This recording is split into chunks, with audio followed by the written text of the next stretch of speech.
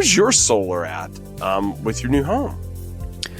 Well, we talked about the quote in previous shows. Yeah. We need a new roof first. A new roof.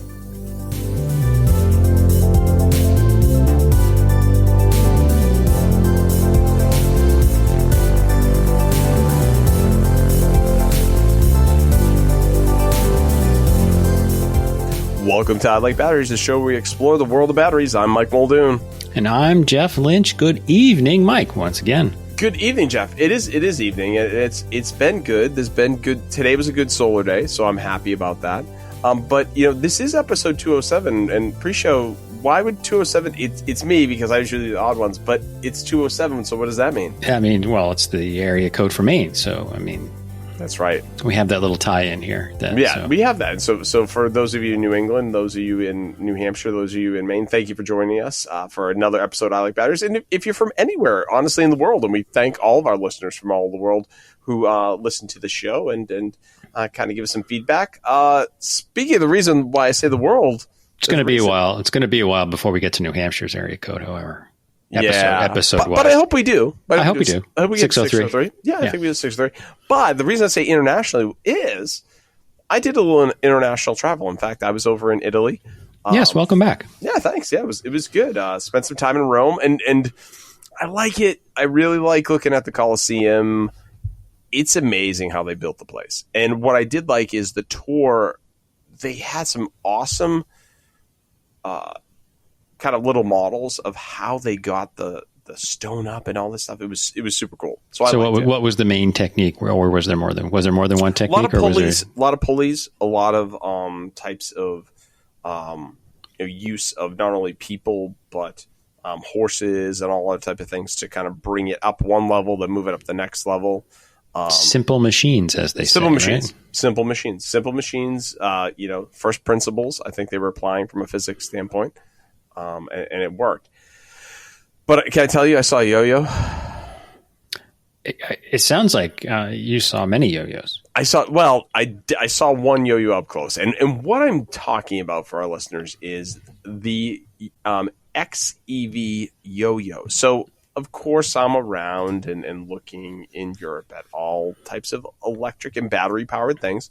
Although different types of plugs. Over there, I did have adapters for certain things, and because that's good.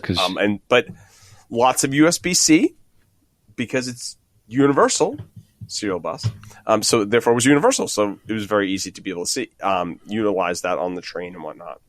High-speed train, I will say, did take that. That was awesome. How was that? It's great, very smooth, very nice. It was only €1 more for business class, so we decided to do it, which I didn't enjoy. Going from Rome down to Naples.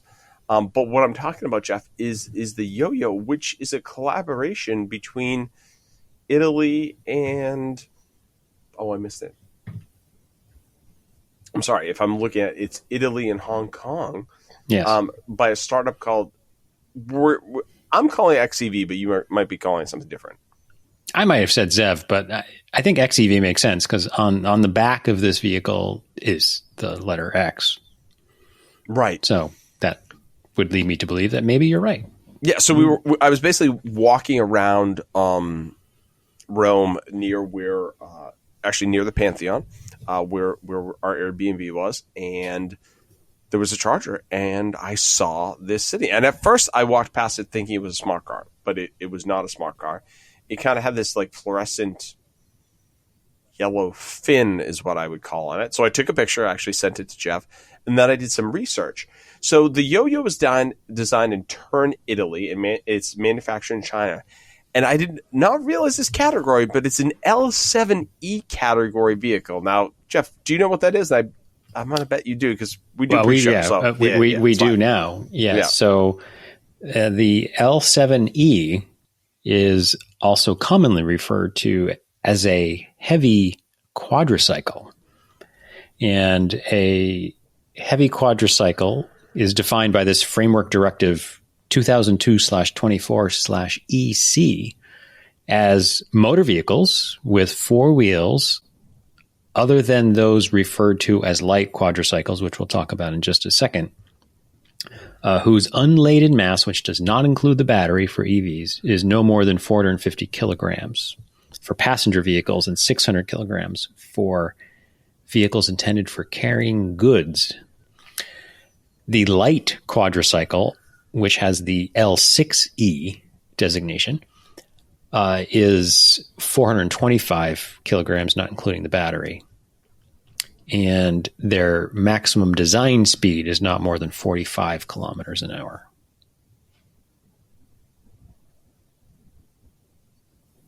Yeah. I mean, what I think is interesting about it is that we've never heard about these categories.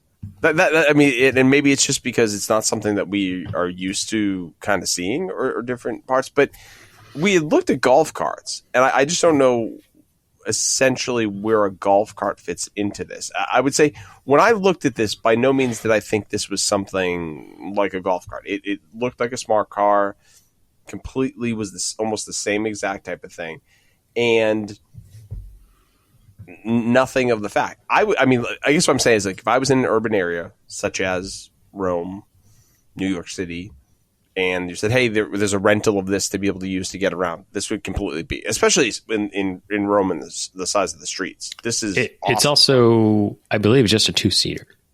Yes. Okay. Yeah, two-seater. So not a family car.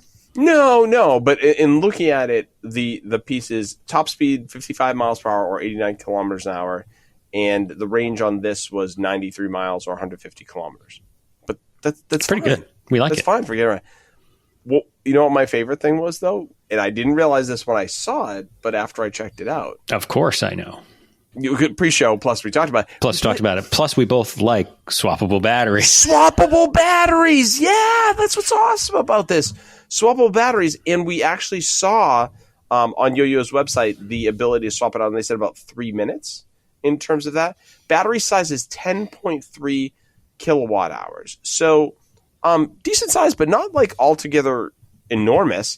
And the neat part is battery swappable on the back, and charging port, of which I did see, was on the front. So gives you that nice variability with this vehicle.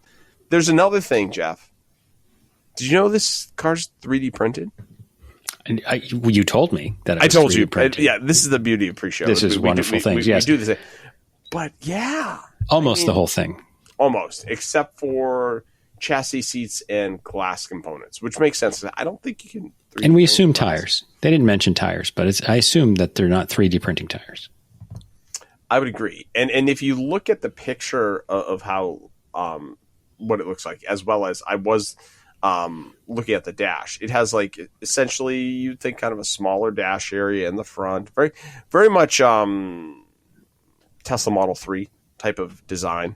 With a singular display in the center. It does appear to have heating and cooling, which is good. And it does. There is a little bit of storage behind the two seats. Not a lot, but there is some storage. So if you had two people and you were also trying to have a couple things, they also have.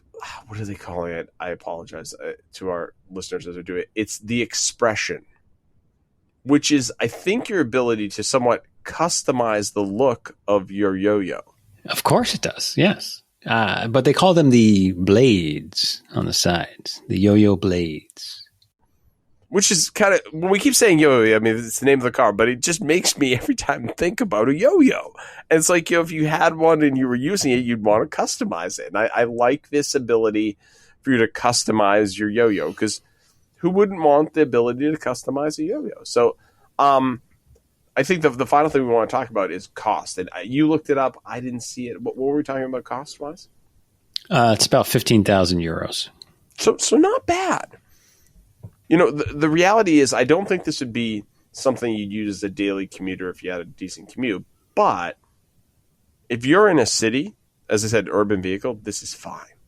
No, even if you had a short commute that wasn't like necessarily on a super fast highway, you would think that this would be fine. Like, that's true, because even if you think B roads, as they are often referred. Yeah, that's true. I mean, I'm just thinking from a standpoint of at 93 miles, let's say you even got to zero, and you probably would never get to zero, but at 10.3 kilowatt hours, even if you're doing 1 kilowatt per hour and you charge it for 10 hours overnight, you're golden.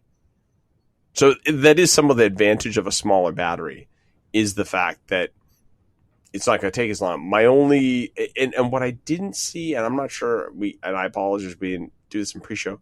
Do you know what type of battery it is? I don't. I would assume it's a lithium ion phosphate, but I don't know what it is. But we can do a little bit of looking up on that. But I think it's great. I think it suits the needs. It was actually kind of a good-looking vehicle when I saw it. So this led something down a path of looking at, hey, are there other vehicles in this same category? And in fact, Electrek had an article on these different types of vehicles. They talked about some other ones, and there's actually a mini, I'd say, pickup truck that exists that's out there in terms of these micro vehicles, or they're calling them mini EV tiny cars, or NEVs, neighborhood electric vehicles, or LSVs, low speed vehicles. Now, I wouldn't call this Yoyo a low speed vehicle, because it does say the max speed goes to 55 miles an hour. I mean, sure, basically on a highway, that's fine. But maybe some of these other ones, I guess because in the US, the LSV, the low speed vehicle, puts them in a class where they're limited to 25 miles per hour. And some of them, I think they're not for public roads somehow. Correct. So there's something about that. Yeah. I don't believe the Yoyo, you're seeing it in the US, but clearly at those speeds, you'd be able to take that in the US out and about. I'm not sure if there's maybe safety concerns that have that. But yeah, this is definitely cool. So check out, maybe you'll see a Yoyo in your area sometime soon. Any luck finding battery type? Nada. Okay. All right. Well, we didn't figure that out, but that's okay. But Jeff, this does bring us to another thing that you found in our bin. And for those listeners that might be new, the bin at I Like Batteries here refers to batteries in the news. Clearly, the Yoyo is a battery that's there, and it's in our news since I saw it. But there's a state in New England that's doing some pretty green things. Do you see where I went with that one? Yeah. Yes, indeed. So Vermont, today, actually, the day of recording, May 7th, passed a bill that requires 100% renewable electricity across all of the state's utilities by 2035. And it's expected to become law. So this is outstanding. So it's called H289 is the name of the bill. And it also says that Vermont has one of the least carbon-intensive electricity sectors in any state. But because it's part of New England's grid that's powered mainly by natural gas, it's still consuming fossil fuels. So they want to get away from that. Interesting. Okay, so I didn't realize that they were as much natural gas as you say, but I would say, having gone through Vermont multiple times, I feel as if I see a higher percentage of solar panels on, like, solar farms, solar panels, things like that, anytime I've been in Vermont. And I think that's super good. I don't know, do they have, I thought somebody said they have a really good EV tax credit. I mean, I'm just bringing this up because obviously we've just been talking about EVs and the different parts there, but I'm wondering what theirs is, because I know each state has a different tax credit, and since neither one of us are in Vermont. Is this true? Up to $7,500, or is that noting the federal one? That's good. If that's a state tax credit, up to that's $10,000. Drive Electric Vermont. I'm going to guess this website, Drive Electric Vermont, would have a good amount of information on it. So, state of Vermont, up to $10,000. Yeah, that's nice. Said that. That's nice. So I'm trying to think here. If you get the $10,000 for Vermont and $7,500 federal, I mean, could you literally get $17,500? That's a fairly... Sounds theoretically possible. Yeah. And then it appears also that they have incentives from different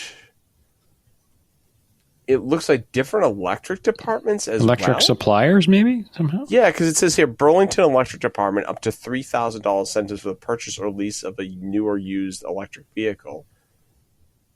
So this is very interesting. Huh? Hey, and I would have assumed this all, but who knew? Nice. Yeah, great website. DriveElectricVT.com. Yeah, I like it. Other incentives, state of Vermont, electric. You get an electric bike credit with Burlington Electric Department. Very nice. $300. That is nice. I was just kind of thinking, like, if you got to go back to the yo-yo, like, if you got a yo-yo and you get state of Vermont 10,000 and federal of 7,500, like, is it free? It's a good question. They're certainly not going to give you any money back.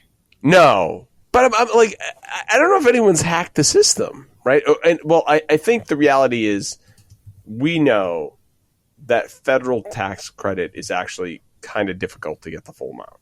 Meaning, I believe the requirement is that you get the vehicle has to be manufactured in the U.S., the battery has to be manufactured in the U.S., and the components of the battery have to be North America, if I have all those right. I think that's true, yes. Yeah, so I mean, I think clearly the yo-yo would not apply for that. Wouldn't qualify, no. Yeah. The other thing I'm looking at, wow, they have really good incentives for electric vehicle charging. Up to 75% incentives available for level 2 workplace charging. Through this, I mean, you're going Burlington Electric Department here. I mean, they're giving some really good incentives here. Nice. We like it. Green Mountain Power is going to give you a free level 2 charger with your EV purchase. Well, that's convenient. Provided you own your home, one would assume. Yes. Well, maybe they just give you the EV chargers, like, here, like they hand it to you, and you're like, thank you. No, I don't know. I mean, I don't know how that works. Washington Electric Co-op does the same thing. Oh, interesting. So that's Washington Electric Co-op gives you a free level 2 charging equipment for participants in time of use charging programs. Okay. This is interesting. Hey, speaking of all these things, and I didn't ask you this in pre-show, so I'm putting you on the spot while we record. This is what we do. Where's your solar at with your new home? Well, we talked about the quote in previous shows. Yeah. We need a new roof first. A new roof. Yeah. So we've got our quote for our new roof, but we have lots of other projects here. So we are thinking more about what priorities things have. But I've been thinking more also about contacting Lion Energy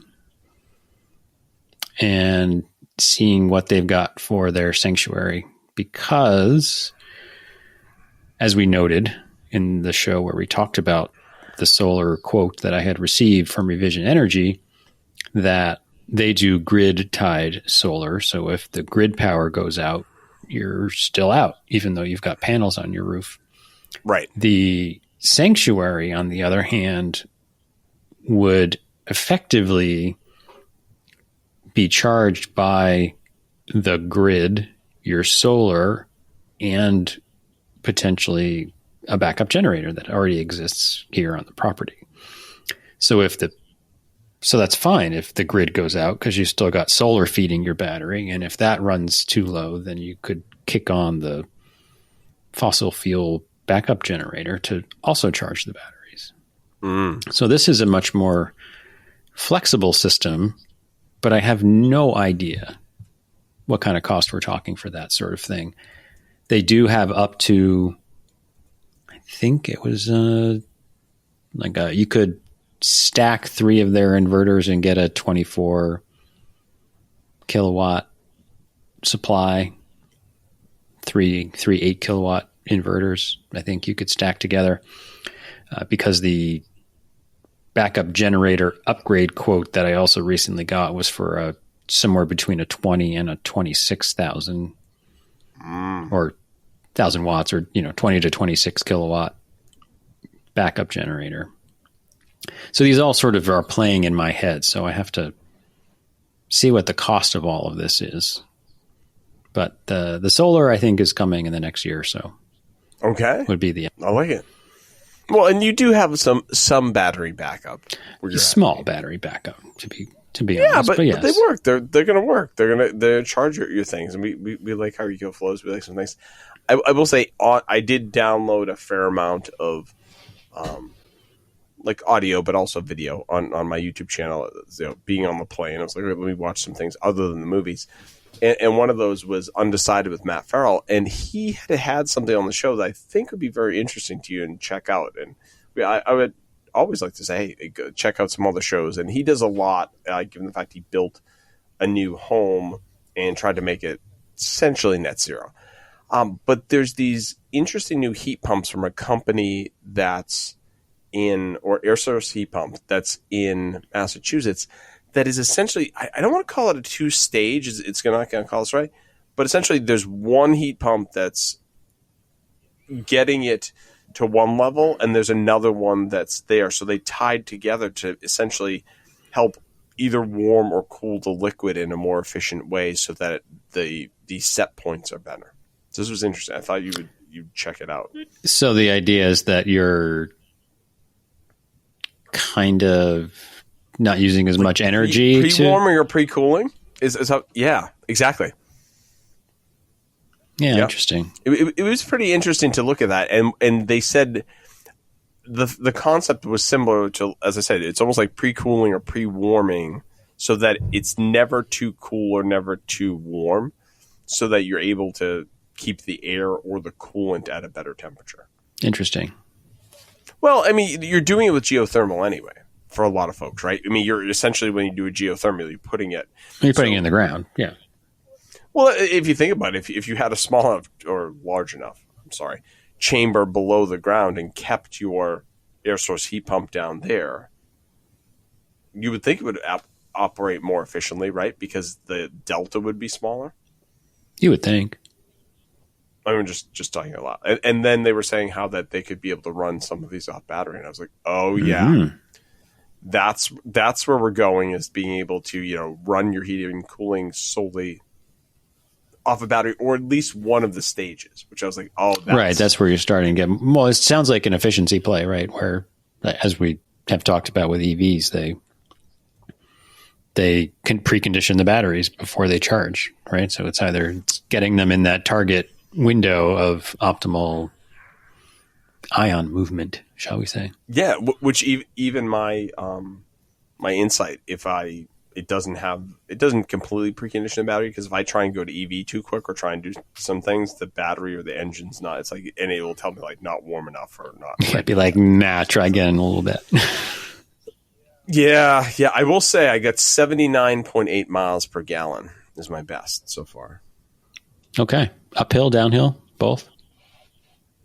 I wasn't really trying to maximize it. I did watch a video where some gentleman got 155 miles. Is that now your goal? I'm going to try it, but I think what you have to do is you kind of almost have to start at the top of a really big hill, shut the car off, and then turn it on so that your max trip amount is to that. Because it does sounds like it's cheating, but yeah. I feel like it's cheating. Yeah. This was purely like going for a drive, but I was trying to maximize the piece. Although I will say I do enjoy the sport mode. It's kind of interesting how it goes electric battery and then just jumps the engine. But talk about preconditioning. It almost like gets the torque up to where it needs to go up and then just takes off. So that's good. And if you wanted to take off and listen to the show on a plane, you could do so, because you could just download this and be able to do so. And you can listen to Yoyos or anything else like that. Hopefully you are making sure that every day you're trying to charge your batteries up. We hope the show does that for us. And if you do, one of the things I had to charge up before we went on vacation was my Pale Blues. So I will say, Tom did put a video, shout out to Pale Blue. They just did a major the went to schools, so it reminded me of the battery of course. And we're pulling all those things. So I did put a little comment on. I was like, but did you check the batteries before you put in to make sure there was still juice in the batteries. So hopefully your batteries still have some juice. Whether you're listening to this at night, listening to the morning, we want to thank you for listening, and we hope you have a great week. Stay fully charged for at least 80%.